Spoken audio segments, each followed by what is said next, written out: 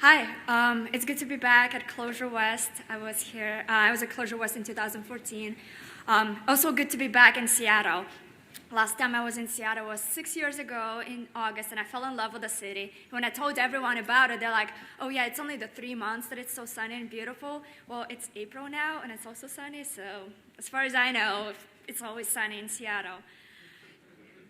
So let's talk about Loom and how it evolved in the past 2 years. As I mentioned, I spoke at Clojure West 2014 about Loom and Loom's protocols and algorithms.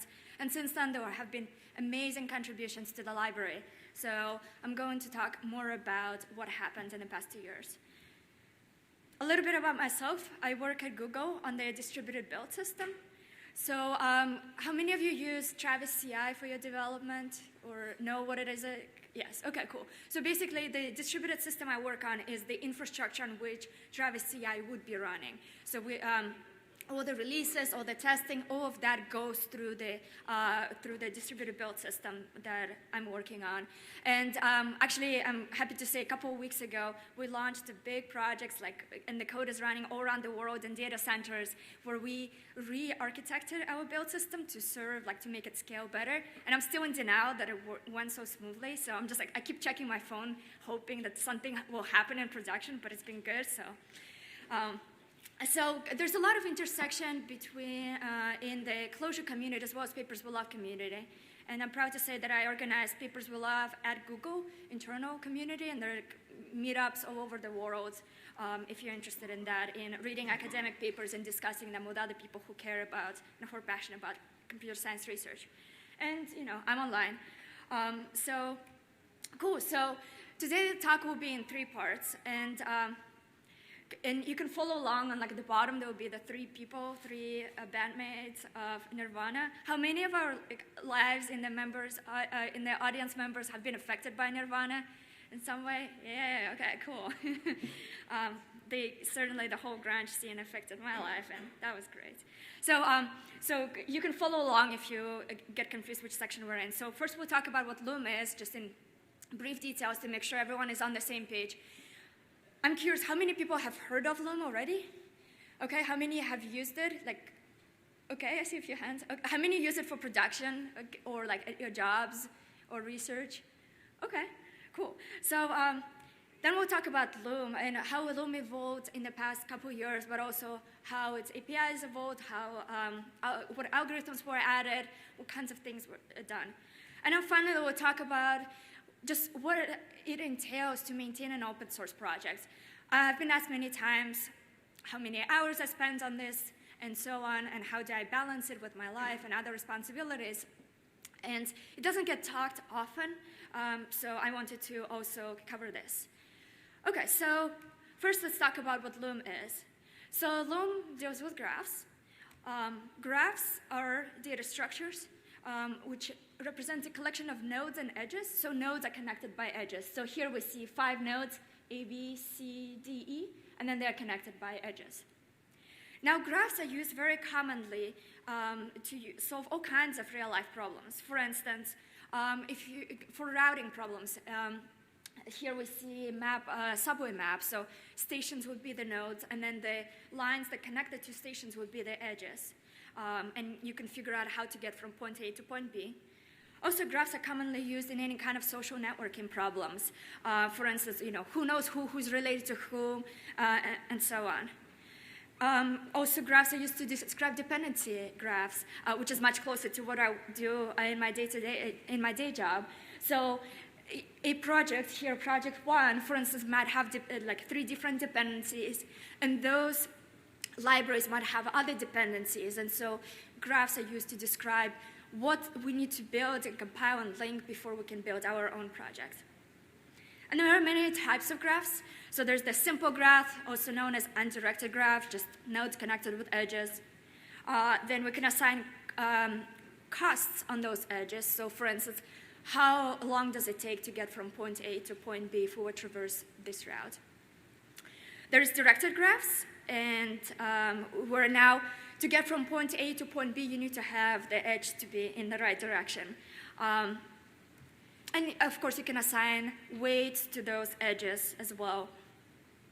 Now, the more advanced types of graphs are multigraphs, where now you can have more than one edge between any two nodes. So this is useful, for instance, in game development, in describing more complex problems. For instance, it takes like 6 hours to fly from New York to Seattle, but it takes, I don't know, maybe a week to drive from New York to Seattle, and you probably never want to walk that distance, but maybe bike it. So it just allows us to describe different things about the same two nodes and how they're connected. And finally, there's also mixed graphs, which basically have mix of directed and undirected edges. Okay, so what does Loom do? So Loom is a graph algorithms and visualization library. So it supports numerous types of graphs, such as undirected graph, the simple graph that we saw, directed graph, weighted graph, where we assign weights on the edges, multi-graphs that I mentioned, and then also fly graphs, which are read-only ad hoc graphs. So they allow us to infer some information about the graph from the given information. For instance, if we specify nodes, what the nodes are in the graph and how to retrieve the successors, we can infer what the edges are in the graph. Similarly, if we know successors in a start node, then we can infer nodes and edges in the graph.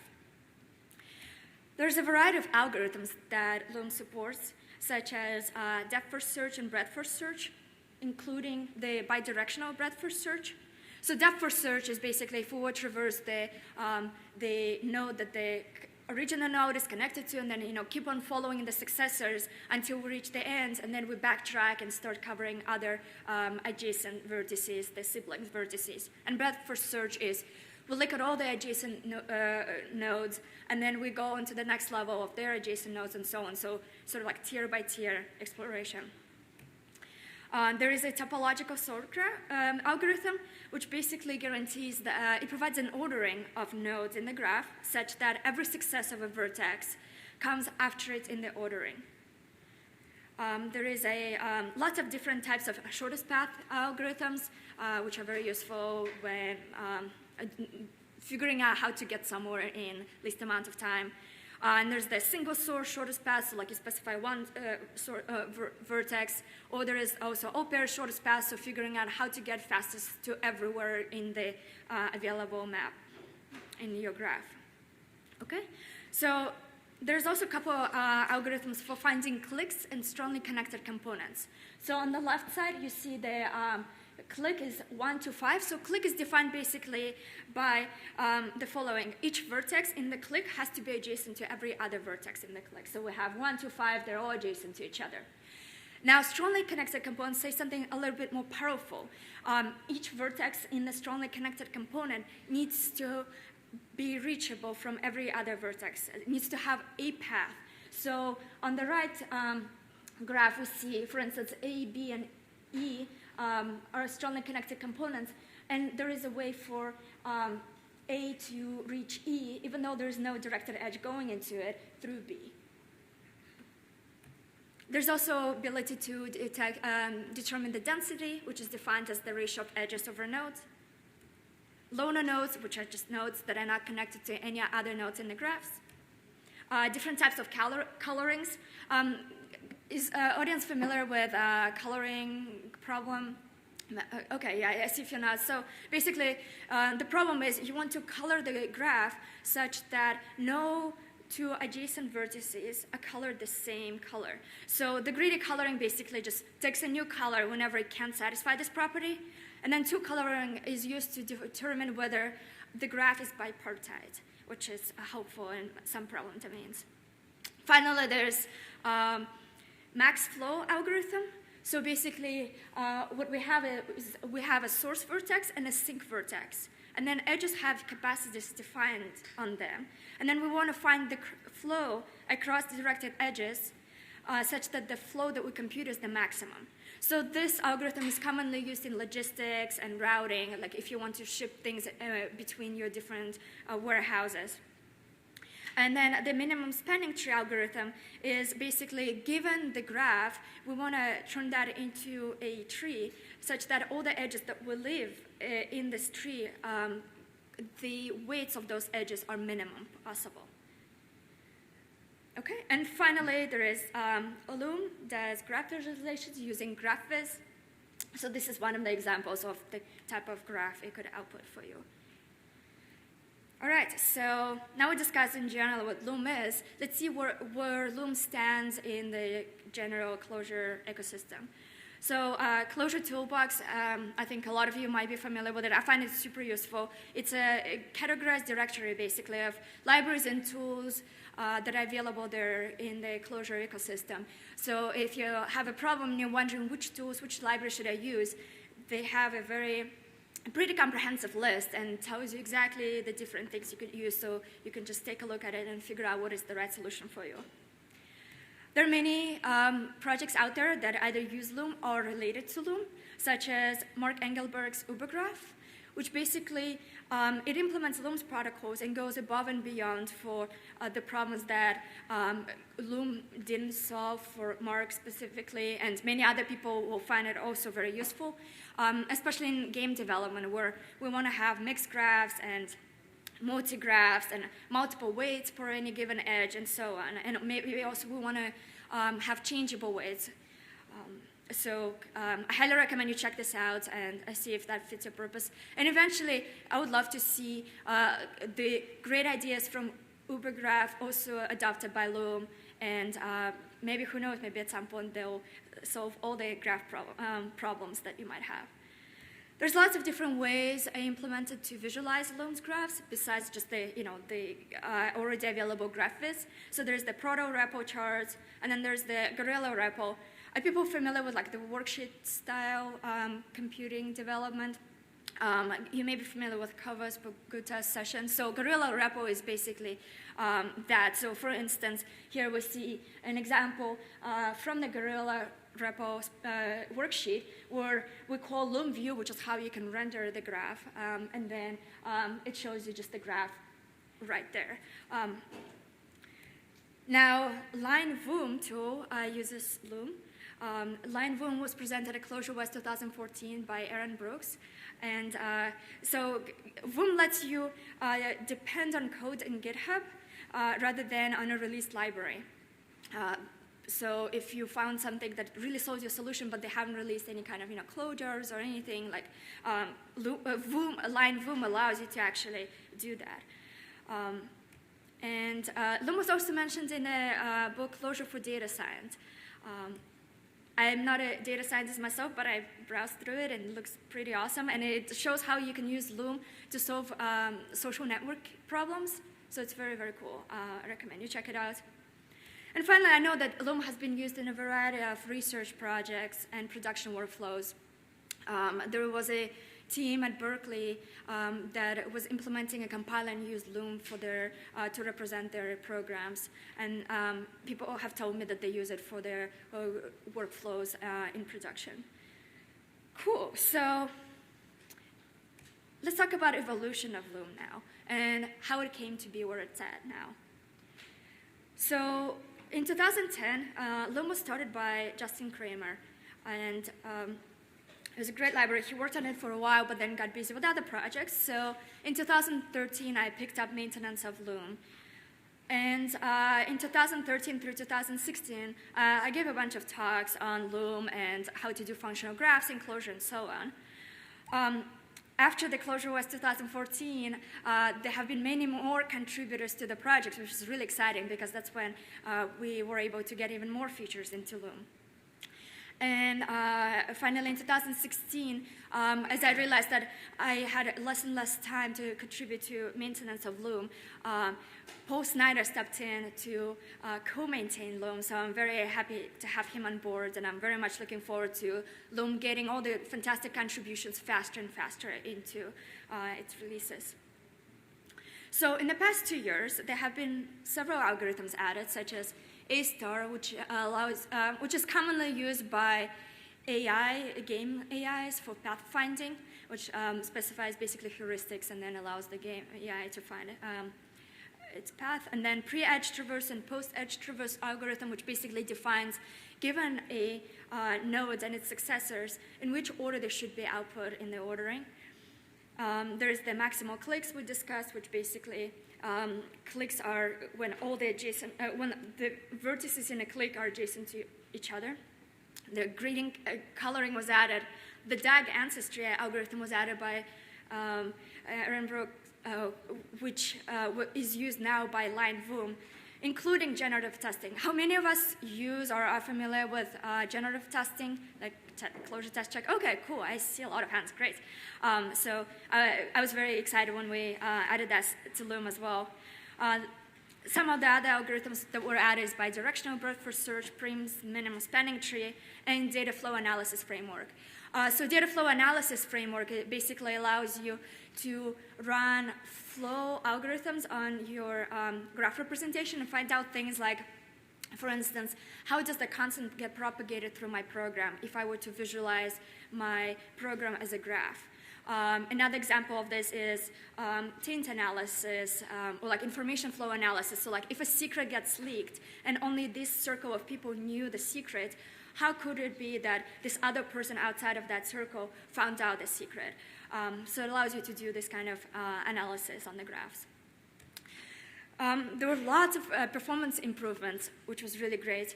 So some of the performance improvements in Loom basically boil down to either algorithmic improvements. Could we stop doing some of the unnecessary operations if we don't need to by taking a hard look at the implementation of the algorithm and comparing it to what the theoretical time bounds are and trying to figure out where are we wasting too much time and where are we doing much worse than the theoretical bounds.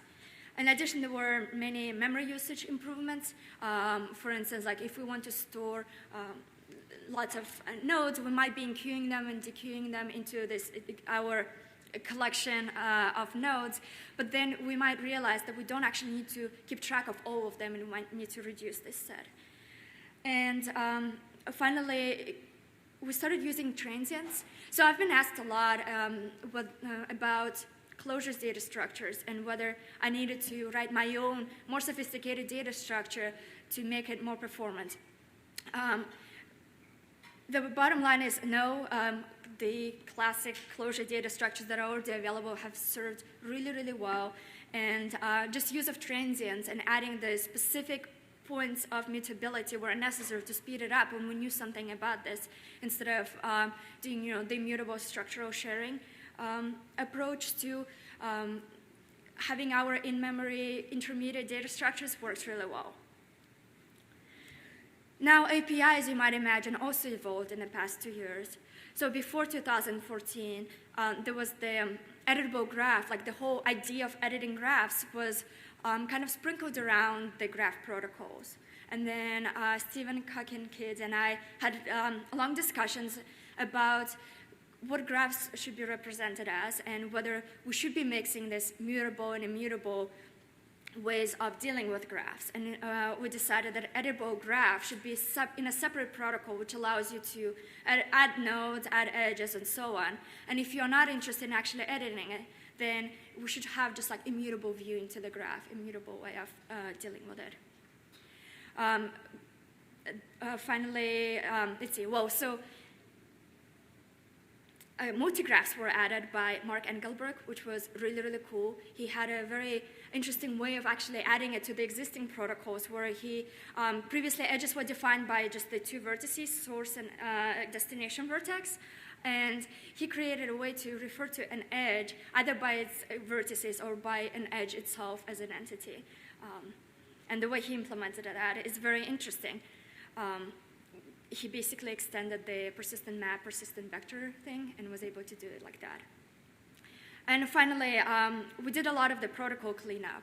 So for instance, it was pointed out that partial functions shouldn't really be part of the protocol because it requires the author of the graph, which wants to port it to Loom, to have to define lots of boilerplate. And we're writing Clojure here. If we wanted to write a lot of boilerplate, we'd write in a different JVM language. So those were removed, and now we have just much cleaner, much better protocol definitions. And there's just many more things that happen. Like, it's basically a big mixed bag of things. So there have been improvements to testing, as I mentioned. For generative testing was added.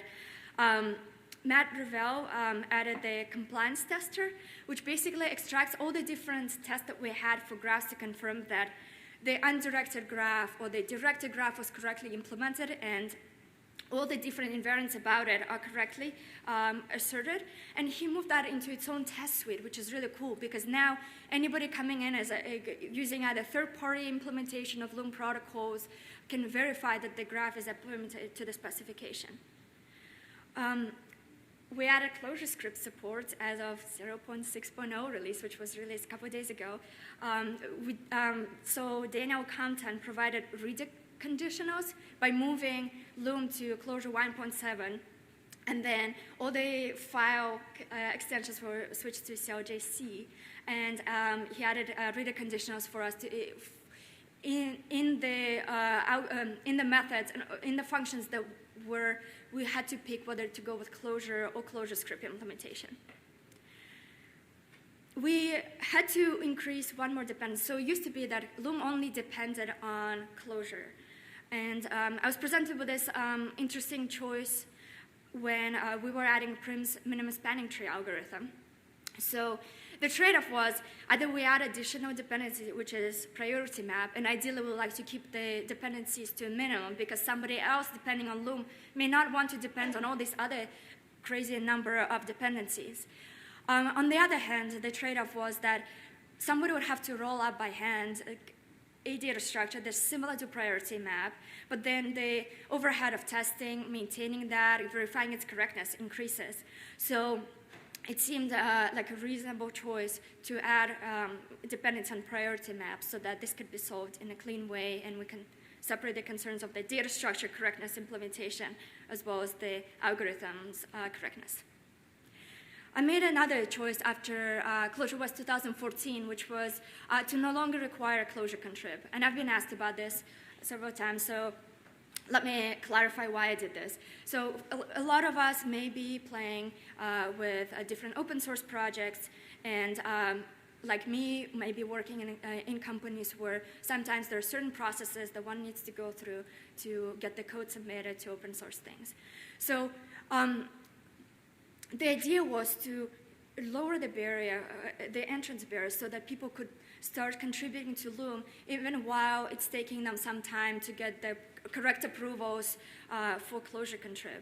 And it was interesting because actually most people who ended up contributing to Loom still have the Clojure contrib signed, but I'd like to believe that for some people that was the hopeful bit where they were able to see their contributions as part of Loom. Now let's talk about all the trade-offs that we do when we maintain open source projects. I feel like this whole topic doesn't get discussed as much, or at least I haven't been in as many conversations I would like about all the different things that it entails. But a lot of people who are interested in open source are interested in what it ends up costing them, what it ends up taking. So first, of course, for pull requests. After Clojure West, I started getting more and more pull requests coming in. And before, when I was pretty much the only contributor, it was very easy, right? I just write code, I test it, and then it's part of Loom now, and now I'll release it soon. Now, there were lots of pull requests coming in, and so I needed to make the trade-off between development time and that time spent instead on reviewing pull requests. And I ended up making the choice of preferring to review pull requests because those however many hours I could have spent writing the features, those same hours spent by many other people and all that effort, I could get that into Loom much sooner by reviewing many more pull requests in that amount of time. So that just allowed Loom to have more different features, have better design, and have more good contributions. Another important consideration was the quality and the quantity of contributions. And I'd like to clarify, the quality of contribution was always good. What I'm talking about here is whether it was, had an appropriate coverage of testing, even if it was correct. Was it consistent within the rest of the code base? Was it idiomatic closure? I started working on Loom because I wanted to learn Clojure. And so I was learning as I went about all these idioms that Clojure community uses. And also, when I get to the pull request, the person may not have enough free time left to address all these things. So striking the balance between accepting maybe not the most perfect form of a pull request and then just myself addressing a couple issues, or waiting for someone else to come in and help out with the code cleanliness or rewriting some code to be more idiomatic in Clojure was very important. And speaking of consistency of code base, there are a lot of tools out there, like linter tools like Line Eastwood, Line Bikeshed, which basically catch all these little issues for us already automatically. So we can just save those brain cycles instead on implementing new things instead of worrying about being extra clean, extra precise, extra consistent. And I don't know, maybe it was surprising to me, but the time spent on everything else beyond pull requests actually took up more than reviewing pull requests. It also ended up being just like many different types of work, whereas reviewing pull requests is so much fun, just like reading code through it and trying to figure out what the code does. So one of them was releasing your Clojures. Maybe it's just my bad luck, and there's nothing wrong with the lining and tool, but it said that it would work out of the box. I followed so many blog posts, and there was always something. There was like authentication things, like I've battled with it so many times, but the important part is that work is important because it's important to get out the contributions of people and to get Loom used by other people by releasing those things. Another thing was creating the auto-generated API documentation using Codecs. So if somebody comes in and thinks that Loom might be able to solve their problem, so they can have a quick look to see if Loom has the necessary algorithm for them instead of having to dig through the source code. By the way, if anybody knows about a tool that deals with reader conditionals for auto-doc generation, we should talk afterwards because I ran into some problems with codecs after the 0.6.0 was released. Now, setting up continuous integration tests via Travis CI was also very important. It gave that extra bit of confidence for people who relied on Loom for their research projects or their production work to verify that Loom actually works. It's passing tests, so to the best of our knowledge, there's no issues. Another useful thing is there's an integration of Travis CI and with GitHub. So when pull requests came in, both me and the contributor could immediately see and address the issues because they would run the test for them at their pull request and figure out if there's anything that is breaking. Then there was all this, community management stuff. So there's a mailing list to get people up to date about what's going on with Loom and people asking questions. And over time, communities started helping each other figure out issues before I could even get to respond, which was really cool. And also, having a Twitter account allowed me to keep people informed about the releases coming up. Now, the talks on design, structure, and content have also been incredibly useful because it helped keep all the contributors and to-be contributors on the same page about what the vision behind Loom is, what the philosophy of Loom is, so that the contributions could be in line with where we want Loom to go.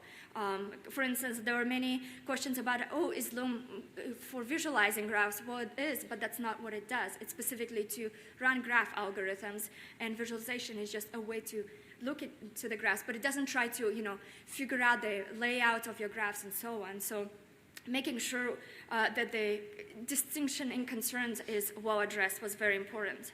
So this is me at Clojure West in 2014 talking about Loom. And also, backwards compatibility of releases is very important.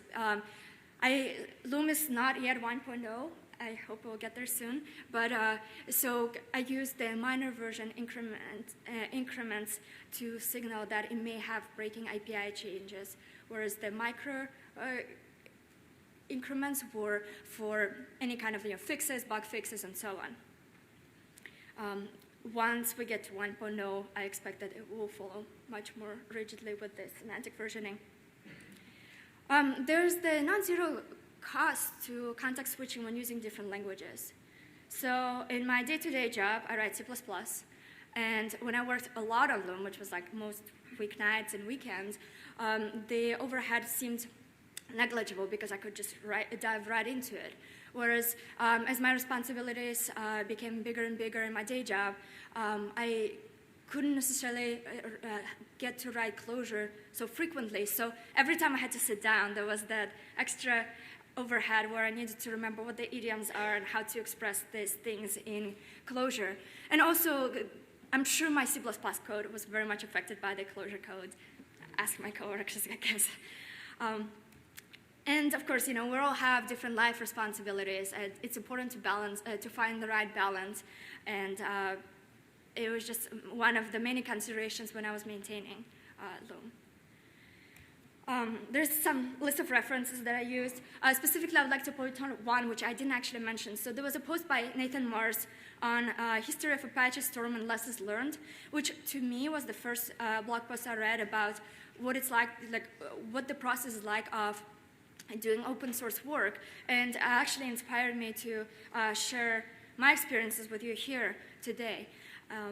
I highly recommend it if you're curious about how Storm got from a passion project to an Apache project with lots of committers and contributors to it. Now, this is the moment where, after all these many days, months, years of work, it's good to, pat yourself on the head, right? But the job well done. So there was a post by Adam Bard on, where he is the author of Leader for Reddit, which is basically this tool that allows you to post to subreddits and figure out the best timing, the most optimal timing to get the awesome, internet karma points, because yay, that's the priority here.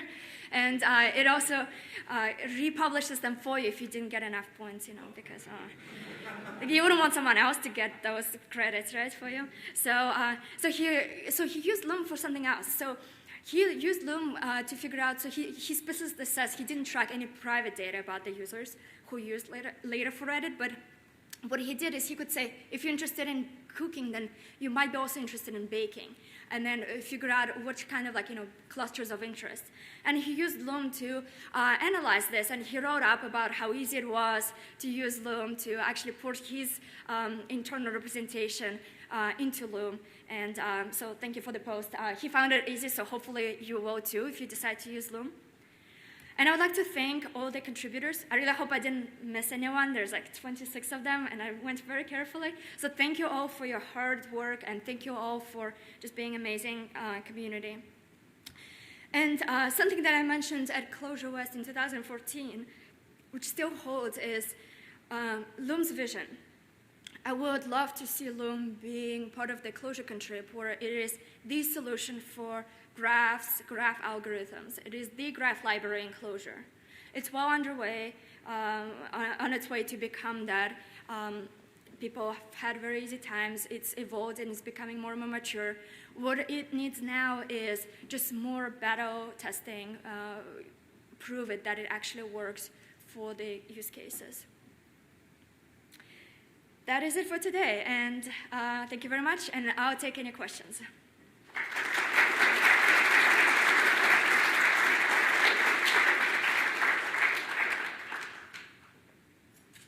Yes? You talked about the dependency, bringing in data priority maps. Did you think about sharding or shading the jar or doing anything like that to kind of mix it in unobtrusively?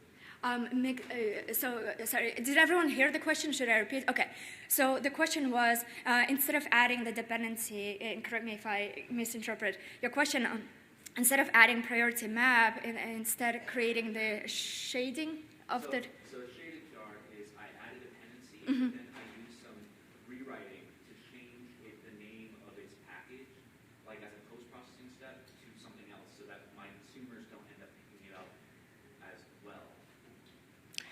Okay, so the point would be to make sure that the consumers don't pick it up as well. And so Prim's minimum spanning tree is a very useful algorithm for a lot of people. So we have not considered that or looked into this because the idea was to get it out there and get it used by as many people and see how many people actually need it.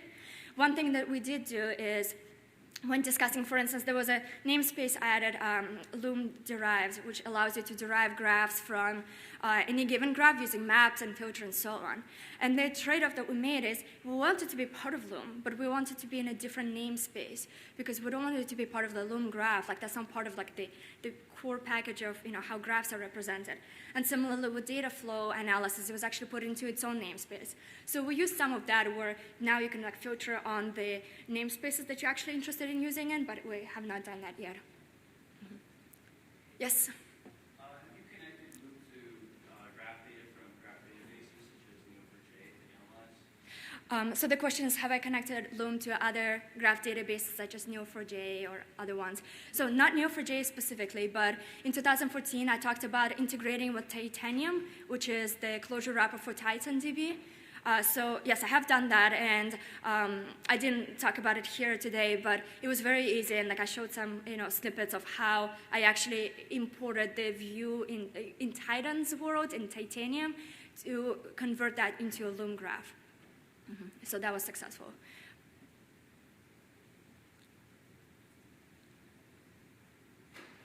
Any other questions? Who wants to contribute to Loom? Oh, yes. What are some of the limits you've reached with Loom in your experience? This many nodes or something? I see, yeah. So the question is, what are the limits that I reached with Loom? Personally, I didn't have the graphs, the size of graphs that would push its limits. Guru Divanla was a great contributor who did a lot of performance optimizations because he actually had the graphs available to him that he could test on and verify that he saw the speed-ups that he wanted to see. I think it was, off the top of my head, something like 10,000 nodes comes to mind, but it all depends on like what your nodes actually are underneath, right? Because when you port it to Loom, they're just nodes, just data. But so if we were to talk about limitations of Loom, I would say that because of my day job doesn't use Loom, my personal limitation was that, I know, I was surprised.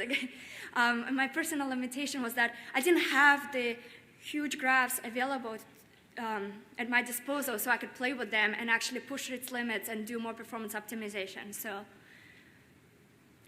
that would be it. Yes? What keeps Loom from 1.0?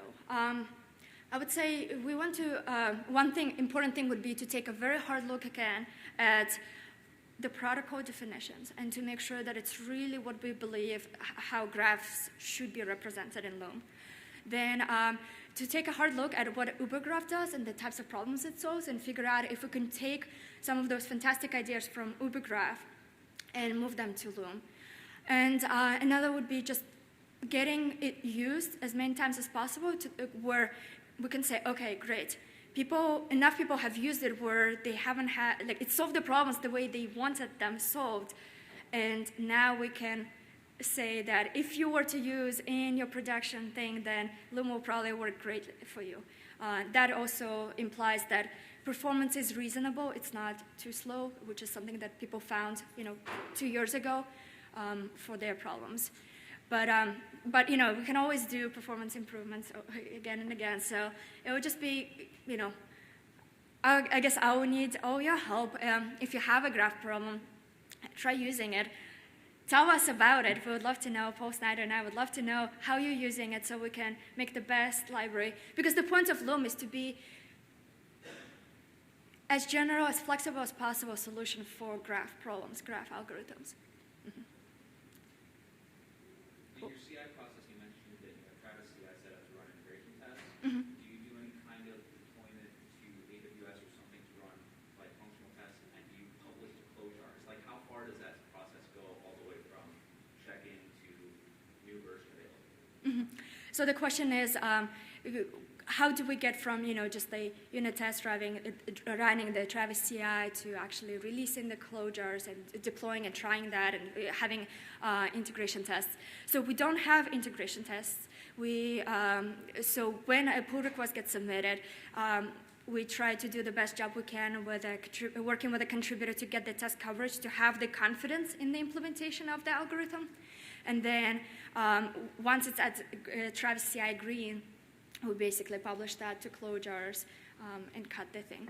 It would be great if we had something where we could integrate with many different other types of graphs, but right now we don't have that. So if somebody is interested in writing that test suite, integration test suite, that would also be very helpful to get Loom to the maturity level of 1.0. Yes? Do you have any kind of initial sense of what you would versus what you want to pull in from the graph? Because it seems so kind of massively generalized that there could be some things that for the average case would be overkill in my performance, for instance. So what thinking has gone into that so far, and what's your sense of that? Sorry, so the question is, like how much more can we add to Loom before we can actually feel confident in releasing it? Is that a fair summarization of? Yeah, like what does it mean for it to be ready? So that's a good question. Like a lot of the most useful graphs are already there. A lot of the most widely used graph algorithms are already there. So at some point, I imagine it might just be a judgment call where we say, looks ready enough, and then getting other people to agree that it's ready enough for usage. I've used Loom, but all my data was basically fit very nicely into laptop memory. So if there is, and it's possible that a lot of use cases for Loom would just be throw your problem at it. It fits very nicely into a RAM, and then don't worry about like optimizing it. And we might end up doing that, but if people try using one algorithm for their seemingly straightforward problem and they run into such a slow run of an algorithm, which is what happens with one of the algorithms, and then like nobody can use it, and it doesn't really make sense to promise. And at some point also, if and when it becomes, well, hopefully it will become part of the Clojure contrib, it will still be more development. Doesn't mean that it will be, just the perfect thing that nobody will ever touch again because it's so perfect. Yeah, so I imagine that it would just, at some point, it would just be a judgment call that the maintainers will make, and the community will agree that it's ready to become part of the Clojure contrib. Yes?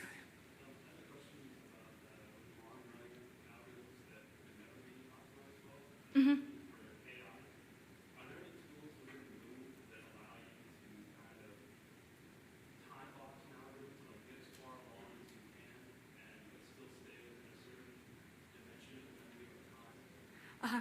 So the question is, like, if we were to use Loom for some of the AI problems, could we add some timing constraints or some depth explores constraints so that we can make it usable? So right now there's no such way, but the goal of Loom was to sort of like be as flexible as possible of a solution for many different use cases. So I would very much welcome that contribution, assuming that it would also be helpful and present a solution that doesn't take away from other types of solutions. So like it doesn't steer it towards only one direction of Loom's use cases. Okay, I think we're out of time, but I'll be here. I'm just curious, how many of you are now interested in contributing to Loom, or may consider? Okay, I see a few hands. Great, awesome. Looking forward to your contributions. Thank you.